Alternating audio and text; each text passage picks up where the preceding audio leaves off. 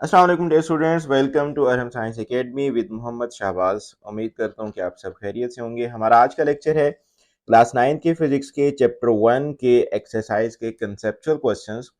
तो क्वेश्चन 1 में ये कहा गया है कि जी फिजिक्स ने किस तरह से हमारी लाइफ को इजी बना दिया, आप उसको जस्टिफाई करें। तो इसका आंसर बनेगा Physics has made our lives comfortable as in our daily life. We hardly find a device where physics is not involved. I mean कोई भी डिवाइस देख लें हम अपनी डेली लाइफ के अंदर, तो उसमें आप देखेंगे कि फिजिक्स में उसमें कहीं ना कहीं उसका रोल ज़रूर होगा। For example radio, computer, cell phones, photocopier, refrigerator, washing machine, fan, cars etcetera. ये सारी वो चीज़ें हैं जिनके अंदर फिजिक्स के प्रिंसिपल जो हैं वो आपके इन्वॉल्व हो रही हैं, और इन सब चीज़ों ने मिलकर हमारी लाइफ को बहुत ही ज़्यादा कंफर्टेबल बना दी है। तो क्वेश्चन नंबर 2 में है what base quantities are involved in these physical quantities. Mean first one आपके पास क्या है, फोर्स। फोर्स के अंदर, क्योंकि फोर्स आपके पास एक डिराइव्ड क्वांटिटी है, तो कौन सी बेस क्वांटिटी है जो इसके अंदर इन्वॉल्व होगी। तो हम सबसे पहले तो इसका फॉर्मूला देखेंगे। Force is equal to, according to Newton second law, F is equal to M A. अब एम आपके पास चूंकि मास है और मास की यूनिट किलोग्राम, लेकिन एक्सेलरेशन भी एक आपके पास डिराइव्ड क्वांटिटी है, लेकिन अगर उसका यूनिट देखें तो आपके पास मीटर पर सेकंड स्क्वायर है। तो बेसिकली आप फोर्स के जो आपके पास यूनिट बनता है, जो कि in the form of base quantities होना चाहिए, नॉट डिराइव्ड। जैसे न्यूटन भी तो फोर्स का यूनिट है, तो किलोग्राम मीटर पर सेकंड स्क्वायर। तो इसमें देखें किलोग्राम किसका यूनिट है, मास का। मीटर किसका यूनिट है, लेंथ का। और सेकंड किसका यूनिट है, टाइम का। मीन मास, लेंथ और टाइम, ये तीन बेस क्वांटिटीज हैं जो कि फोर्स के अंदर इन्वॉल्व हो रही हैं। तो अगर हम बात करें इसके सेकंड पार्ट की, मीन पार्ट बी की, जिसमें उसने कहा है कि प्रेशर के अंदर कौन कौन सी बेस क्वांटिटीज इन्वॉल्व हैं। तो प्रेशर इज इक्वल टू होता है आपके पास फोर्स पर यूनिट एरिया। तो फोर्स का यूनिट अभी हम लोगों ने डिराइव किया किलोग्राम मीटर पर सेकंड स्क्वायर, और एरिया का आपके पास मीटर स्क्वायर होता है। एक मीटर कैंसिल, लेकिन फिर भी आपके पास जो रिमेनिंग रह गया जो बेस क्वांटिटीज की फॉर्म में, दैट इज किलोग्राम पर मीटर पर सेकंड स्क्वायर। वैसे प्रेशर का यूनिट पास्कल होते हैं, but in the form of base quantities आपका ये बना। आप इसमें भी देखें किलोग्राम मास का यूनिट, पर मीटर मीन चूंकि मीटर तो आ रहा है तो लेंथ का यूनिट, और सेकंड स्क्वायर मीन सेकंड आ रहा है तो टाइम का यूनिट। सो मैस, लेंथ और टाइम, ये तीन क्वांटिटीज हैं जो कि प्रेशर के अंदर इन्वॉल्व हैं। मेन बेस क्वांटिटीज इसमें आपके पास ये तीन आ जाएंगी। नेक्स्ट अगर हम पावर की बात करें, तो पावर इज इक्वल टू है आपके पास वर्क डन पर यूनिट टाइम। अब वर्क डन का फॉर्मूला क्या होता है, work done is equal to force multiply by distance. तो फोर्स का यूनिट अभी डिराइव किया किलोग्राम मीटर पर सेकंड स्क्वायर, डिस्टेंस का यूनिट मीटर और टाइम का सेकंड्स। तो इसको सिंप्लीफाई करके हम लोगों का आंसर आ गया किलोग्राम पर मीटर स्क्वायर पर क्यूबिक सेकंड। तो आप यहाँ पर भी देखें कि आपके पास किलोग्राम मास आ गया, मीटर लेंथ आ गई, और सेकंड मीन टाइम आ गया। तो इन तीनों के अंदर अभी फिलहाल हम लोग देख रहे हैं कि सेम बेस क्वांटिटीज आ रही हैं, मास, लेंथ एंड टाइम। तो अगर हम फोर्थ वन की बात करें, दैट इज चार्ज। चार्ज आपके पास किसके इक्वल होता है, फर्स्ट ऑफ ऑल तो करंट का फार्मूला होता है charge per unit time. In I is equal to Q divide by T. तो वहां से चार्ज आ जाएगा, टी वहां जाके multiply, I multiply by T.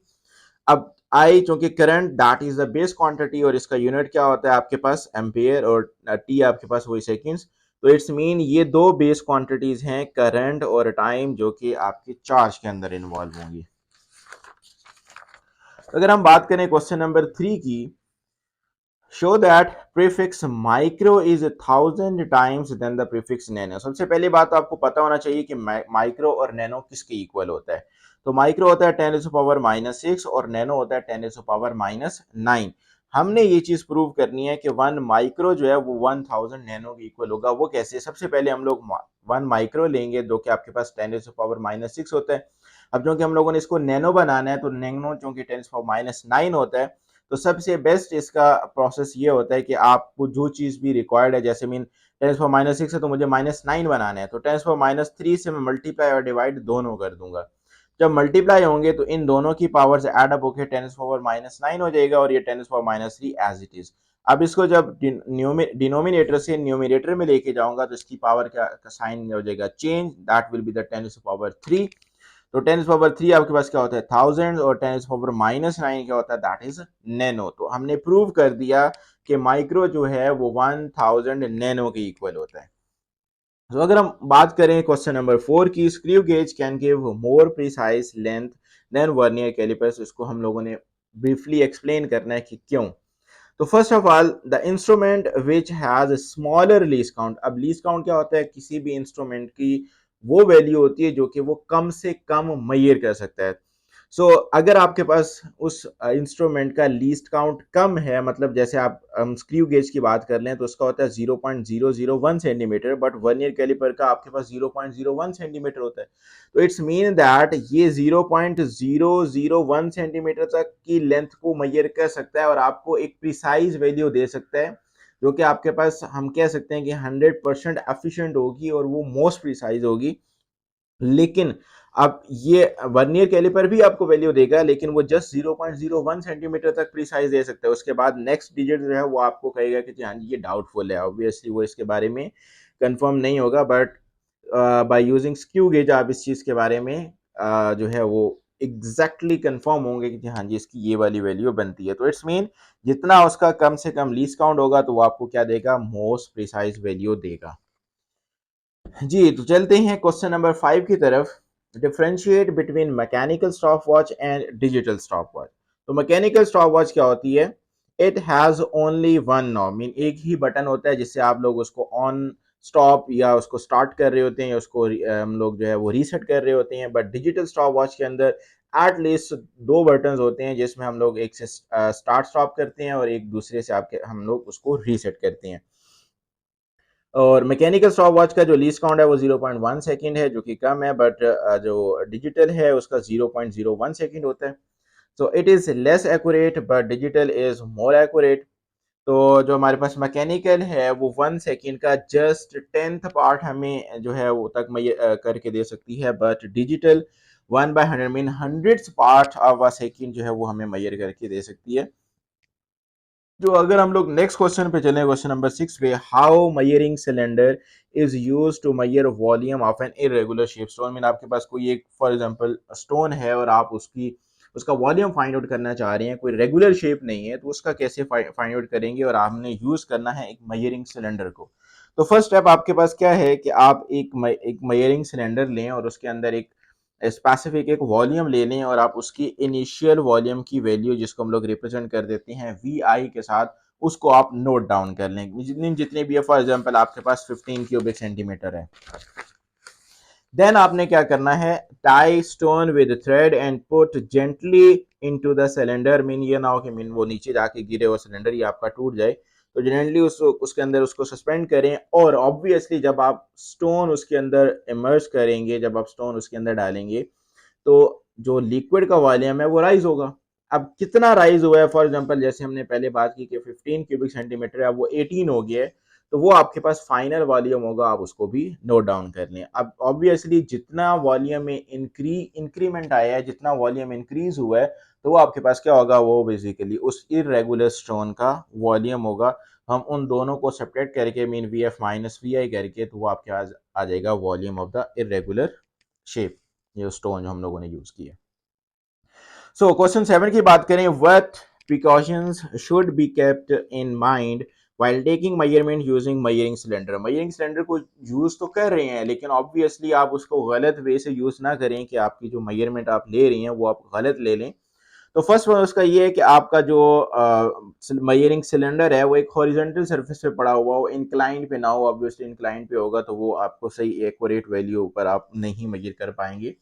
So first of all ये आपके पास हॉरिजॉन्टल प्लेन में होना चाहिए। सेकंड वन, आपका पास जो है while taking measurement I must be kept at same level of liquid. Mean ये नहीं है कि आप इसको यहाँ नीचे से देख रहे हैं या आप लैब में इसको सिलेंडर को टेबल पे रख के और इसको ऊपर यहाँ से आप लोग देख रहे हैं, तो ऐसा नहीं होना चाहिए।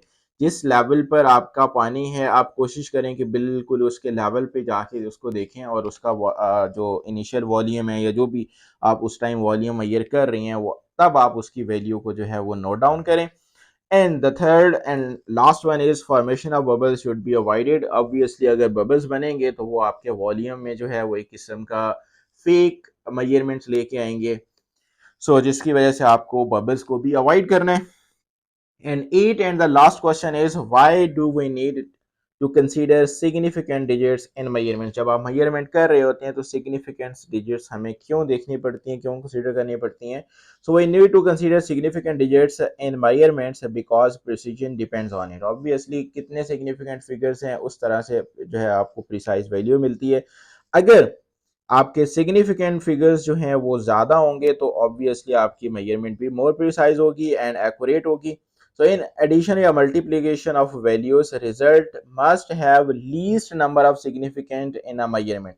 इसका क्या मतलब है? इसका मतलब ये है कि आप फॉर एग्जांपल दो वैल्यूज को मल्टीप्लाई कर रही हैं या ऐड कर रही हैं, तो एक एक वैल्यू आपके पास दो लेंथ हैं 2.2 सेंटीमीटर, दूसरी आपके पास 4.13 सेंटीमीटर। अब देखें इसके अंदर आपके पास दो सिग्निफिकेंट फिगर्स हैं और इसके अंदर आपके पास तीन सिग्निफिकेंट फिगर्स हैं। जब आप इन दोनों को एडअप करेंगे तो एडअप करने के बाद आपके पास आंसर बेसिकली आया 6.33। अब चूंकि इसके अंदर दो है, इसके अंदर तीन है, तो फाइनल आंसर के अंदर जितनी भी वैल्यूज हैं, चाहे यहाँ पर आपके पास 10 वैल्यूज हैं, लेकिन सबसे कम सिग्निफिकेंट डिजिट्स जिसके अंदर होंगे आप उतने सिग्निफिकेंट डिजिट्स लेंगे और फिर उसको आप राउंड ऑफ करेंगे। इसी तरह से सेम मल्टीप्लिकेशन में भी आपके पास सेम, डिवीजन में भी आपके पास सेम ये प्रोसेस होता है, या सब्ट्रैक्शन में भी सेम।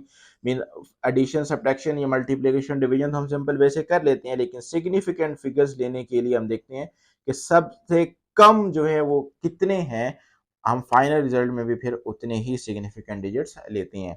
तो ये था हमारा आज का लेक्चर। मिलते हैं इंशाल्लाह नेक्स्ट लेक्चर में, तब तक के लिए अल्लाह हाफिज़।